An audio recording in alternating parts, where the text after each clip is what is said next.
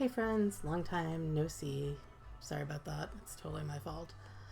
So I am back at the moment and I'm going to tell you like the news update such as it is, and also do some what solds, which is where I show you some stuff I sold and tell you where I got it, if you should look for something similar, if it's a good thing to sell, like, BOLOs, and which is things to be on the lookout for, and good ideas, bad ideas, things to sell, inspiration, anti-inspiration, I don't know, both. So anyway, news, first of all. There's no news particularly.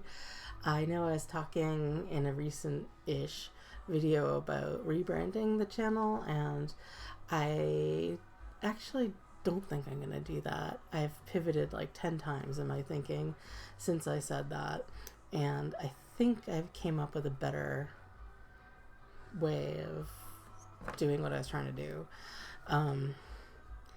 And I don't know if you care, but basically I want to offer more services to independent businesses, small indie businesses, and sure, we as eBay sellers are small independent businesses, so I thought that I could bundle it all into the same brand, but I don't know, it might be forcing the matter. So I'm going to be offering some, you may or may not know that I'm professionally a graphic designer, so I'm going to be offering some new graphic design branding services under a new name, but that doesn't have anything to do with this channel. And probably also some courses and maybe books, publications, some kind of, information downloads and stuff, which may or may not have anything to do with eBay. If they do, I'll totally tell you, and you may or may not be interested, but I'll let you know. And yeah, so there's overlap. Everything I do really has to do with this whole spirit of being your own boss and creative economy and being an independent, non-corporate part of the economy and all that. But I don't think I need to smush the name of my eBay channel into it at the moment. So for now, it's just staying the same. And I would like also to offer some stuff, like members, well, not necessarily member stuff, but I'd like to offer some things under the auspices of YouTube's member, whatever they call it, but I don't have enough view hours. So I know it's my fault because I haven't been making videos enough, but if I do, if you could view them, that would be awesome, because then I can offer you guys stuff. And by stuff, I mean, so I'm going through this whole like dealing with the backlog time in my life and trying to, as they say, get rid of the death pile. I'd like to be kind of current on like buying some stuff and then I'm going to sell some stuff, instead of having like, oh, I have enough stuff to last me through another pandemic. So I have been very busily listing away at things that I already have and not buying new things. And this is a very different way of life, let me tell you. It's, well, you get used to it after a while, but it was very hard at first. It's very hard not to look at the estate sale listings and the auctions and stuff. I may have stopped into a few here and there, but I did not go crazy. So anyway, I'm trying to list as much as I can, and I'm also looking for alternative ways to sell or otherwise get some stuff out of my life, some physical eBay selling worthy stuff. So I was thinking of offering some, what I'm going to call probably like reseller packs, where I just sell off some lots for cheap that you can resell, and it will be stuff that I was gonna sell, so it won't be junk. It will be good stuff. I just need to keep the stuff moving and make some room for well, okay, here's the thing. So in my office, you can probably see I have some bookshelves behind me. It's a whole wall of bookshelves. And at the moment, it is devoted almost exclusively to stuff that is listed and stuff that is not listed. A lot of that being books, and then there's tons of ephemera and who knows what. Well, I know what. In that other corner you can't see from here. And what I really want to do is have like half of my bookshelf wall as a place to store my own personal things that don't have it to do with eBay. I want to put my record collection there, and my CD collection, and my cassette collection. I did move my stereo up here as sort of an inspiration towards that goal, but I would like my stereo to not be covered in stuff to sell on eBay.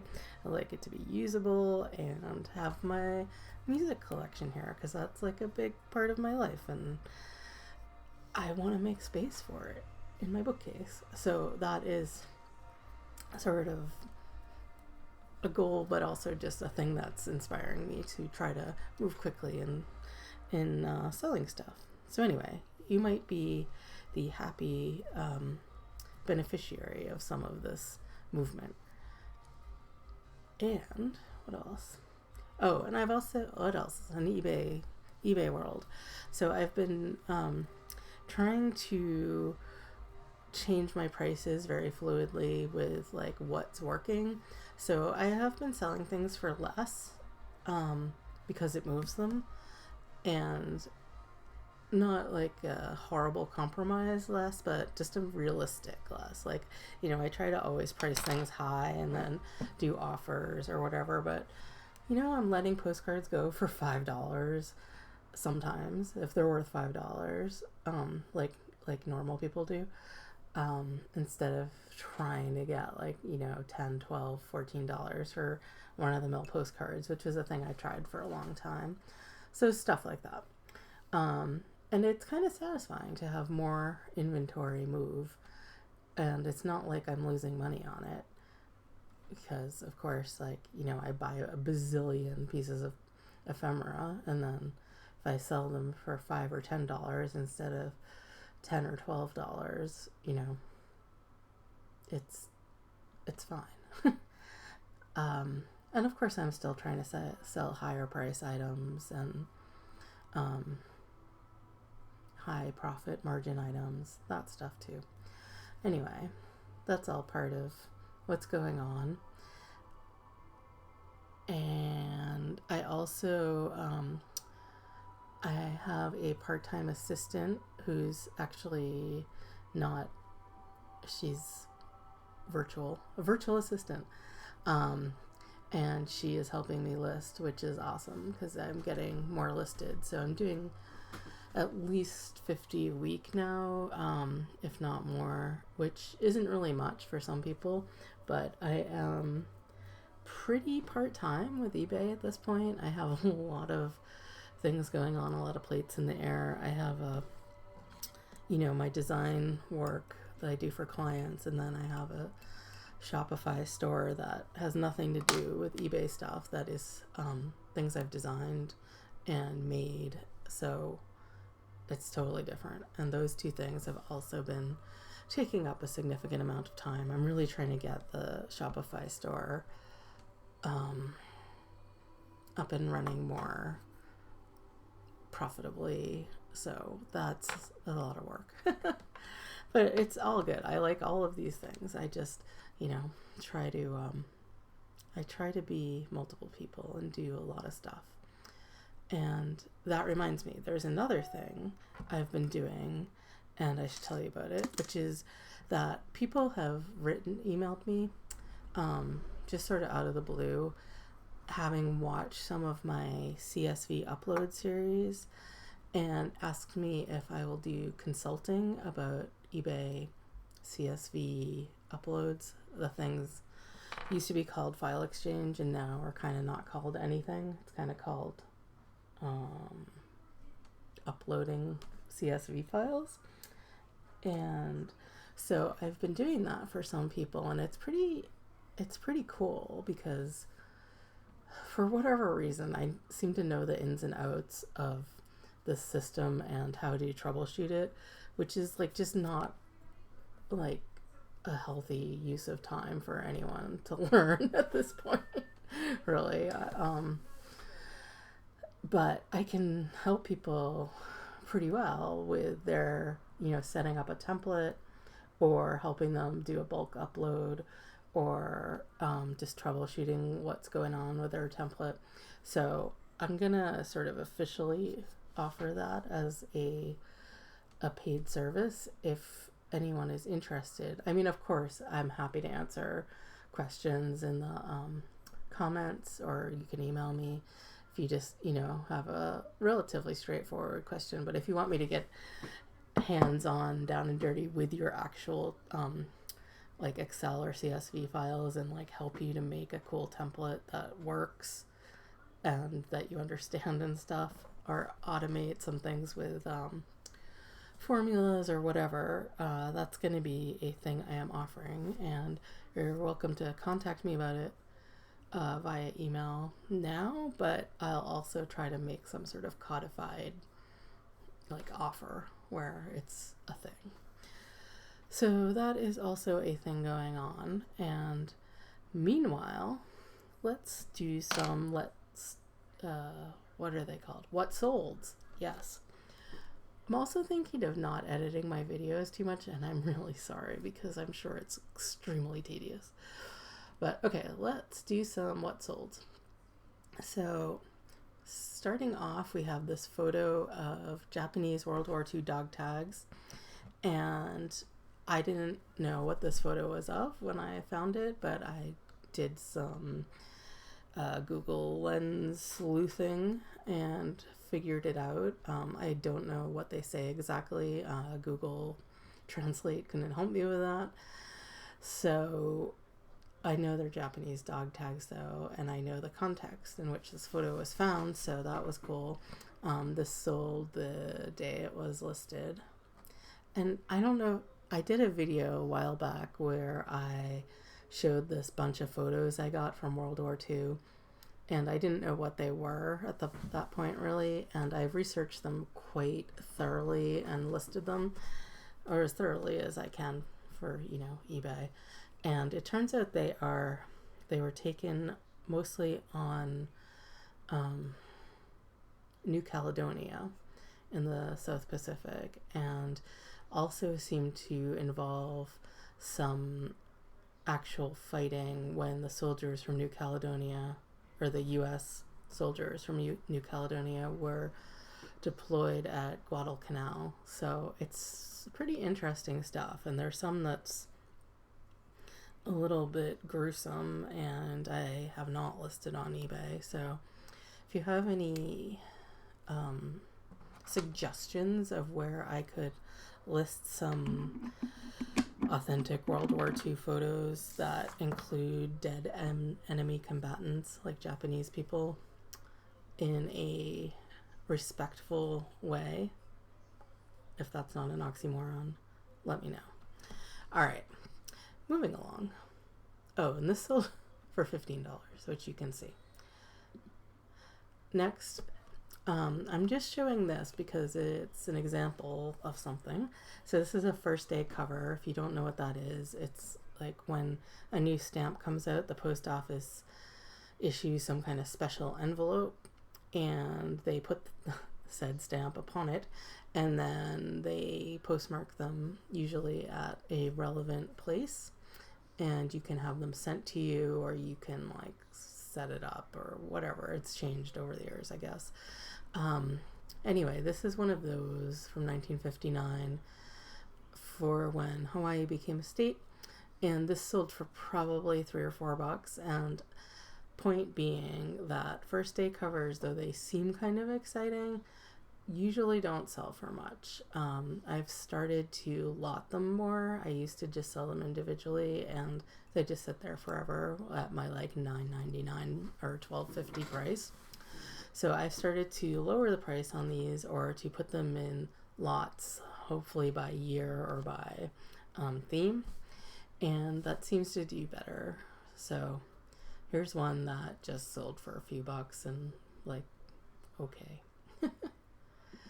This is a lot of 3 bracelets. I bought some large lots of costume jewelry at an auction like a year ago maybe, and I've got most of that listed. I think the necklaces are still left to go, and so I tried to do lots on that too, putting something really appealing in with things that might not sell by themselves. So in this lot, there's a Bakelite bangle bracelet, and then the metal and faux malachite bracelet is actually kind of cool. That both of those probably could have sold on their own.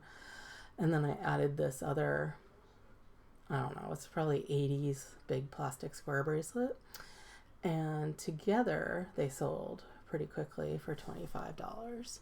Again, Bakelite is still collectible, so that is a bolo. Okay, here's more learning experiences. At an estate sale, I bought like a huge box of these things. They're called Just the Right Shoe. They're made by some company called Rain. There's also sometimes some woman's name on it, which I forget what it is, but they're called Just the Right Shoe, and on eBay they are abbreviated JTRS by those in the know, apparently. And they're just shoes, very small shoes. They're like, an inch or two. And I don't know what they're made of. It seems like maybe resin or something painted. It's like some kind of material in between plastic and ceramic, so I'd say it's resin. And they're just, each one is a different shoe, and on the bottom they're dated, and they have a different name. Let's see. So let's see if I can show you a good picture. I have a lot of pictures of the damage on these. Okay, so here's one. Like, this is a Disco Diva, and there's a number and a date. And people collect these, apparently a lot, and I think there's tons of them. So I got a lot of, I don't even know how many, and I paid about $1 a shoe, maybe 75 cents a shoe. And so I'm not making like the big bucks on these. This is 11 of them, sold for $22.99, but some of these were quite damaged, so I consider that a good deal. Like this bowling shoe one, the bottom is like totally screwed up, and one of these is kind of screwed up too, so not too bad. Not necessarily something I would invest in as a bolo unless you know which ones are sought after, or you can get them for super duper cheap, like like a huge box of them for $10 or something like that. But it's an interesting collectible to have learned about. I've sold a few more lots and a few more individuals, and I think I just have a few left. So, Just the Right Shoe. Here's a postcard, and although this is just like a linen 1950s postcard, this sold for $18.50, and I think that's probably because it is from Louisiana, and like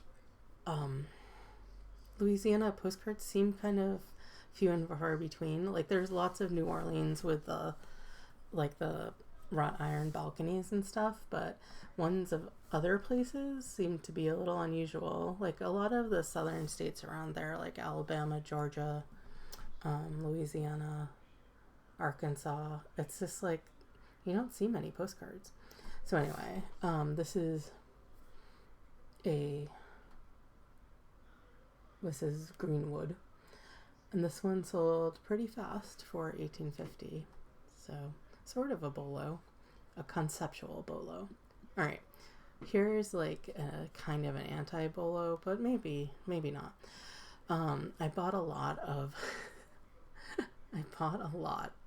Garfield postcards, like a kind of stupefying and idiotic amount of Garfield postcards. But this is not Garfield, this is Heathcliff, and I think he was in with them. And so Garfield is very slow going, I have to say. I mean, I thought just because my friends like Garfield that everyone liked Garfield, but apparently that's not true. But this Heathcliff sold probably 6-8 months for $12.50. I guess that's okay, but it's not like super exciting. Cartoon orange cats. I would not buy Garfield postcards. They've been selling, but it's agonizing. Next, this is a quite old postcard of a sailboat, obviously, and this sold for $18.50 because I think it is like quite early. It's a undivided back because it's sailing and people, like sailing history, and because it's from kind of like this was built in Bristol, Rhode Island, but it has a big old Olneyville Station postcard, which is a very specific part of Providence, Rhode Island, and somebody might have actually, bought it for that. I don't know. This sold for $18.50 pretty quickly. Oh, not pretty quickly, pretty slowly. Sorry. Here is 2 Green Stamps catalog books. They're actually kind of entertaining to look through. They're so 70s. Like the product shots are pretty great. And so I knew these don't sell for a lot, so I emphasized that in the title, great MCM product pictures. And I don't know if that's what sold it. They sold for $10. And honestly, I got these in some lot, and they're generally the kind of ephemera that I don't even try to sell, but I tried to sell it, and it's sold for $10. So there you go. Next, here's another thing that this was in that huge lot of jewelry I got, and it's I was like, nobody's gonna buy this. So I just listed it for $6.99, and it sold, and it didn't take too long. So I guess there is a market for, little flag pins. Though I have to say, I've had a bunch of like vintage American flag pins up for ages that haven't sold, and they're not expensive either. So I don't know, maybe US and UK together flag pins sell. This is another thing from that jewelry lot. And it's just a little tiny pendant, like tiny, I mean like an inch. And the gold is all rubbing off. It does have the name of a jeweler on the back. This is a chain, but it might be a local to me chain. I'm not sure. It's obviously not real gold, but it's a specific high school, and I'm sure, it's sold to someone at some historical society, so I don't know why they bought it, but interesting. So I guess my point is that even the little teeny bits with the gold rubbing off from your big lots of jewelry can sell. This is kind of funny. These are 2 Trapper Keepers that like have someone's name on them and like what subject they were in. I mean Trapper Keeper folders, not even Trapper Keepers. They only sold for $5, but again, they were in a lot of something, or I picked them up at some estate sale with I don't know. Did not pay much. I just was excited because I am of the Trapper Keeper generation. So I got these, and they sold for $5. So let that be a lesson to you. Here is another postcard. This one has the Western Illustrator Bucknimmy. I don't know how to say that. This took forever to sell. I think I took an offer of $10. Here is a big old crucifix, obviously.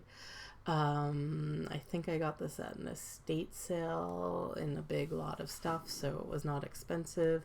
This sold to a priest or maybe monk, which is kind of cool.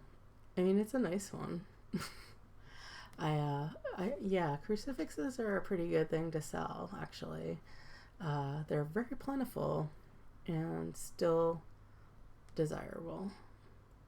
So, this is just some sort of brass-ish metal. This is a naked lady. No, this is a little tray plate. It's about the size of like eyeglasses. Hold on. I don't usually talk this much. It's from Cracker Barrel, which apparently is a store as well as a restaurant, neither of which I have ever been to or have any experience of. Or maybe not a store, maybe it's a website, I don't even know. But I guess people do collect that stuff, and apparently they have Halloween things that are like people search for. So this little tray was not in the best shape. It has some paint loss here, but it is really cute. I don't remember where I got it, and it sold for $10. Here's another postcard. This is a very cool postcard, but it's sadly in bad shape. So this is like all the crazy trolley lines meeting under the Williamsburg Bridge, and it's a pretty interesting view. You can see some advertising back there, which I think I deciphered at some point. Oh, it's a flower company, and there's like this like roundhouse thing. It's pretty neat as a transportation person or a like Brooklyn Bridge person. So this sold for $18.50. I think it might have been a few dollars less. It's from it was postmarked 1914, I should say. Here are 4 buttons. This person bought 2 lots, so they got kind of a discount together. And I just sort of showed these because people always ask me on my button videos, like, do those really sell? Like, how do you sell them? What do you do? So these, I happened to find 4 that matched, and they are black glass, which I can tell by looking at them and then, don't be grossed out, tapping them on my teeth. It's a really easy way to tell if something's plastic or glass. And then these just have like a sort of built-in shank on the back, nothing exciting. So when I sell buttons, I just try to lot them in a way that makes sense depending on what I have. And also it's good to include a ruler view because people care, like if a button is, I mean, both for sewing and for collecting, they care if it's like a 1/2 inch or a 1/4 inch or a full inch, or sometimes they're metric, so they aren't really even inches, but it's really good to show a ruler. And so that lot and this lot sold together. I forget what the combined price is, but I don't know, $20 or something. These are also black glass, but they're all different. So that's another way I can lot them up. Try to find all interesting designs. So like, for example, these 2 that are just faceted, I couldn't really sell on their own. They're not interesting enough unless I had like a set of 8 or 12, and then they wouldn't sell for much. But I put it in a lot with these others that are more interesting and unique. So like this one here with the 1 hole is called a whistle button because of the 1 hole. It has 2 holes on the other side. Let's see if I can show you that. Yeah, see on the other side it has 2 holes, and then they converge in the structure of the button into 1, and that's called a whistle button. It's just a type, but it makes it more interesting collector wise. These 2 are faceted. This one has some gold detail work and an embossed channel. This one is faceted to look like it's like kind of imitating steel, cut steel, but it's obviously glass. This one has a cool printed snowflake. This one has some nice star designs. It has a chip though, but I put it in anyway. Not that one's just got some designs. This one has some painted designs, and it's a kind of squared off dome shape. This one is more just this Victorian design work. Same here, it's kind of like a fan design. And then this one is a luster, so it's black glass that's been coated with a silver metallic paint of some sort to make it look kind of like steel. And the design is like cut steels as well. So it's like an interesting little bunch there. Here's another one of these first day covers. This one sold for my full asking price of like $6. I think I just threw this in because it's interesting to note that you can, in fact, sometimes sell things with Confederate flags. This was issued by the U.S. government in 1995. So we're going to go with it as legit. And again, this is me having lowered my prices from like usually $9.99 to $5.77, and then it sold. So there you go. Here's another postcard. This one is I put in because it's a chrome and it's not that old. Let's see.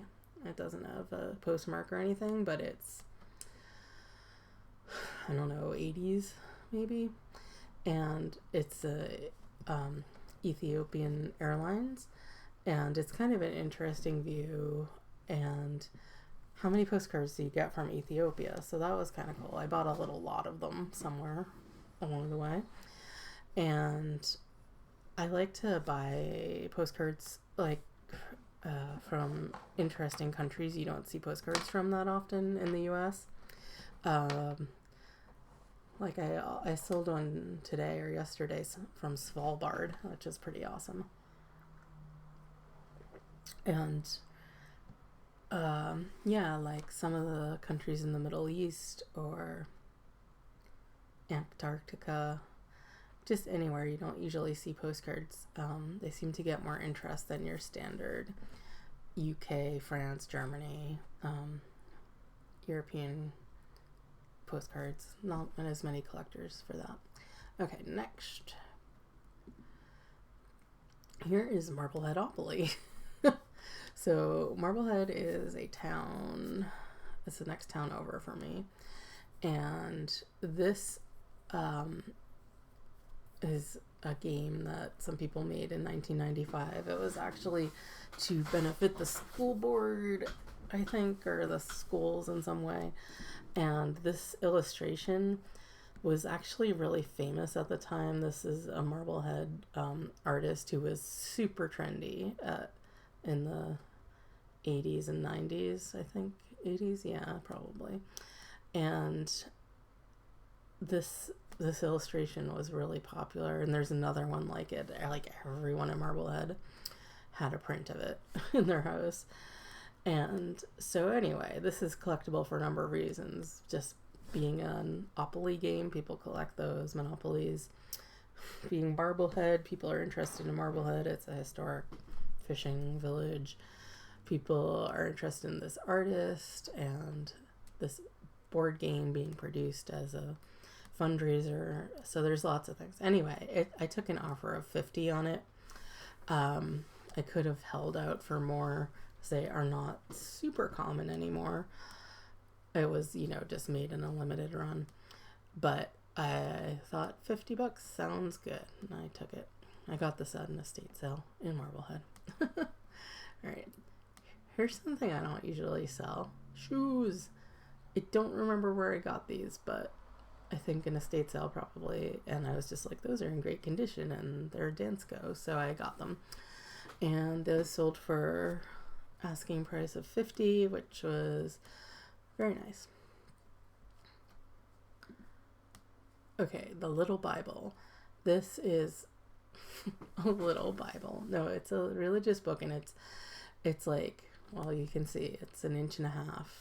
It's really tiny. Here's me holding it. There's a bunch of editions of this. This one is the 1933 one. There's others, newer, older, and I get these pretty often, and they always sell. I think I have one more right now, but I've sold a lot of these. I just find them at estate sales usually with other books, and this one isn't even in like pristine condition or anything. It does have really nice end papers though. And this sold for, I think like $15 or something. So the little Bible, I'd say, is a bolo, but it's very little, so you have to look carefully. This is just a cool random piece of art glass. This is actually belonged to a relative of mine who gave it to me to sell if I wanted. And it's actually really pretty. It has this nice ombre purple and blue, and it's very like Art Nouveau design. It's not from the Art Nouveau period. It's like probably from the 80s. I don't know. It's very small too. It's just like 4 inches tall. So that sold for $40, which was pretty nice. Here's a just totally different genre of things, but good bolo generally. These are filters for an Argus vintage camera. And if you ever do like analog photography, like each filter will, like the yellow will bring the sky in and blah blah blah. They do different things to the film, but these are just for a specific analog camera, or a few that had 30 millimeter like filter lens things, and these sat for a really long time, but they did sell eventually for $33. And I think that analog camera accessories can be really good, can be slow, but it's something that people are basically like throwing away. Same with darkroom stuff. People are just like, get it out of here, and then you can sell it. This is another thing I found in that jewelry lot. It's so funny, like there's all this like big jewelry, and all the teeny tiny little things are selling first. So this is an F-18 fighter jet tie tack. As you can see, it's like a little pin, and then it has the chain part. So, men's jewelry does sell reasonably well, especially if it's like special interest like this military airplane overlap. I mean, I sell like cufflinks, tie tacks, not like every day, but they sell reasonably, and tie bars, not so much. They like never sell. So that was a good little bit in the bottom of my jewelry bin there. Here are some pen holders. I know they say pencil, but they're these are pen holders for like steel nibs you stick in there and dip in ink. And these were, I think, used in schools at whatever point one learned to write with steel nibs dipped in ink. I sold these as a lot because they didn't seem to be doing very well on their own or selling for very much. Got these at an estate sale with a lot of other stuff, and I don't know how much I paid, but these sold for $25, and there's like a really great collector community for old pens, pencils, even erasers sometimes. It's pretty interesting stuff. You have to be careful to describe the condition because people do care of that. Not that I did that here, but Here's a cool photo. I think the next couple things are photos, and I just wanted to like talk about photos a little bit. So I think it's really interesting when you find a cool photo for whatever reason, and like sometimes it's just because it's weird and random, and sometimes because it's historic, and sometimes because it's just geographically interesting or whatever. So I've been selling a lot of photos lately, and they're almost all snapshots. They're not like Victorian or anything, all sort of like 30s to 60s, and it's really fun to figure out how to market them. This one kind of sold itself because it's such a cool view, and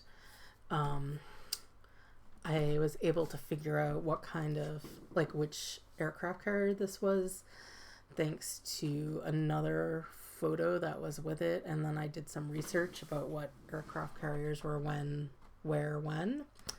But it's just like, you know, we got the Golden Gate Bridge and another little boat over here. Ship, sorry. Just a great view. So that sold pretty fast for $20.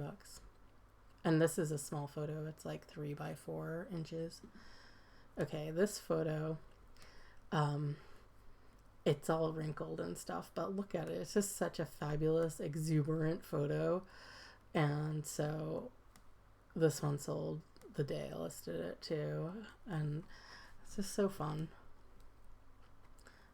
And again, it was just in with like tons of other things from somebody's family album.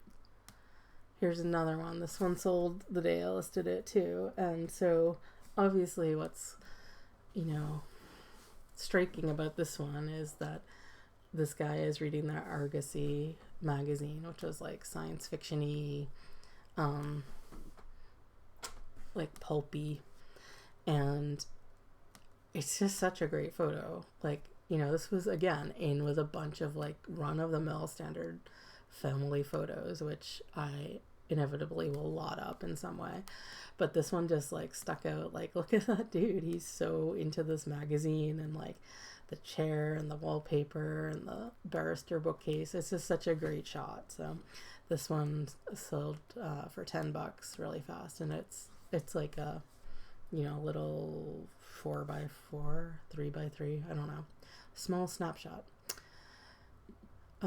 Here's another one. I think this is possibly that same guy, younger, but so this one I listed as an occupational photo because it's a bartender at his job. And so there's that aspect. And there's also this advertising here. So I listed Beverwick in it. There's also this taxidermied pheasant. I think it's taxidermy.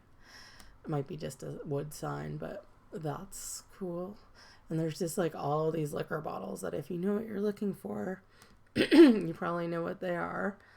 And this, like, the bartender is taking a drink, and then there's this dude. It's just a great photo. Anyway, that one also sold immediately for $10. And finally, this is a bracelet from that lot. It's a stretch bracelet, which and it's lucite, and it's like half frosted and half clear. And I looked at this and I was like, I have no idea if this is from the 80s or the 60s or like what. It could be a revival. But, you know, the elastic had integrity still, and it looked really cool.